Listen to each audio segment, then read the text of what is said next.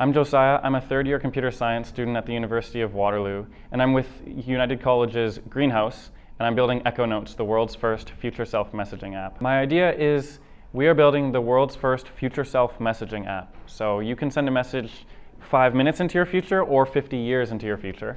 And we're facilitating that on a mobile platform with just your phone number or your email in the most accessible way we can. And I came across that idea a long time ago. Back when I was in preschool, I would dream about interacting with my future self. I didn't have enough friends to be like, yeah, I'm gonna hang out with my friends. I was like, I bet my future self would have a lot to say. And I think it would be valuable to talk with him. So I wanted to do that, but I dismissed that dream as impossible because it kind of just is. And so I spent 12 years doing game development and making games and kind of having this on the back burner, where I really love this idea of time manipulation, but I couldn't do anything with it. Until in high school, I built a game where you can swap the direction time flows. When you're making a game, you can make the world however you want it to be. And through that experience, and then releasing it and having over 100,000 people play it, I realized that my design skills are now maybe strong enough to bring future interaction as close as we can into the real world as possible. So that's what Echo Notes is doing. We're building the closest thing to time manipulation that you can find. Yes, today we're asking for the full amount, $9,500.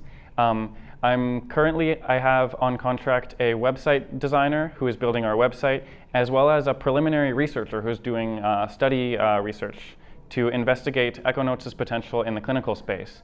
Both of them are currently working for free, and I don't want that to continue. So I'll be spending it on paying them, and then I will also be spending it on two other major things, which will be our digital marketing campaign when we release our full launch, hopefully in January. Beta will be coming in 2 months, and so it'll be accessible to free users at that point. But it will be iterative testing, and we will do a full launch hopefully in January.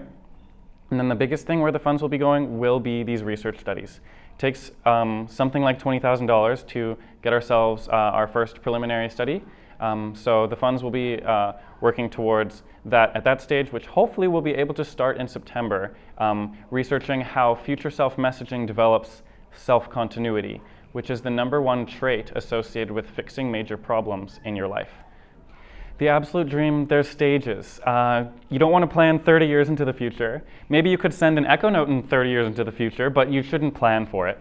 So our vision 5 years from now is to have a very widely accessible future self-messaging app that's integrated with the major players on the market, including native texting on iOS and Android, even stuff like Instagram, where instead of messaging your friend, you could message you in a week.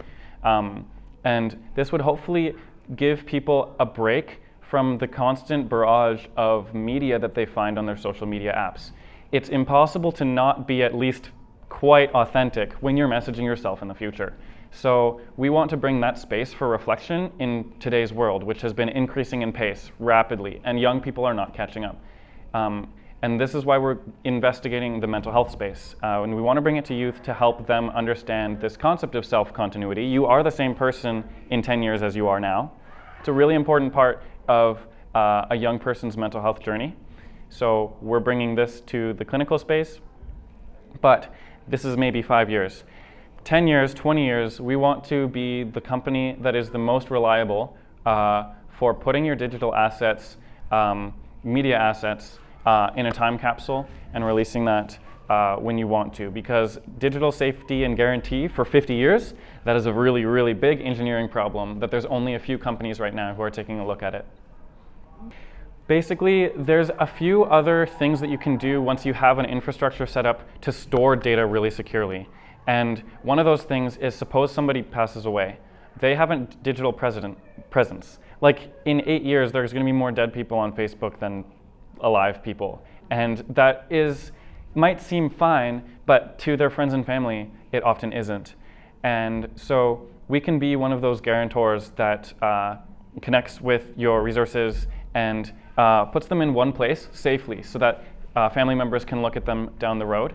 But then if we're going even much farther into the future, because you have to think that way if you're building a future messaging app, then what if somebody, say, is a writer and they write something that is really good and they want people in 400 years to read it? Currently, there is no such thing. However, we want to make that a reality. My biggest, grandest vision for EchoNotes is that you can provide us with some resources or something that you've built or something that you want to get passed along, and we can tell you, yeah, this will become public in 400 years, and in 400 years we'll have like a little announcement to whoever is following us that there's this thing that got paid for 400 years to be guaranteed that people can read it, and it'll be a snapshot into the world 400 years ago. No, I love what the Youth Impact Project is doing. I'm really all for enabling young people to take on more and more as they grow. I have been an avid speaker in elementary and middle schools since long ago because I tend to do a lot of silly little things that middle schoolers like, such as having a game on cool math games, if you've ever played with them. So they want to hear me talk in their class, and when I share something about my experience and I see 3 little faces light up, I know that they're not going to forget that little tidbit that I said about my journey and how it relates to their journey. And that's an impact that you don't get if you don't let young students have their space. And I think the Youth Impact Project is doing something really big here, where it's not only giving them their space, it's giving them this power is the wrong word, but it's giving them the power to provide others with opportunity. And that's a unique gift that most adults often never come across. So I really, really, like, I am looking forward to hopefully getting involved at some point.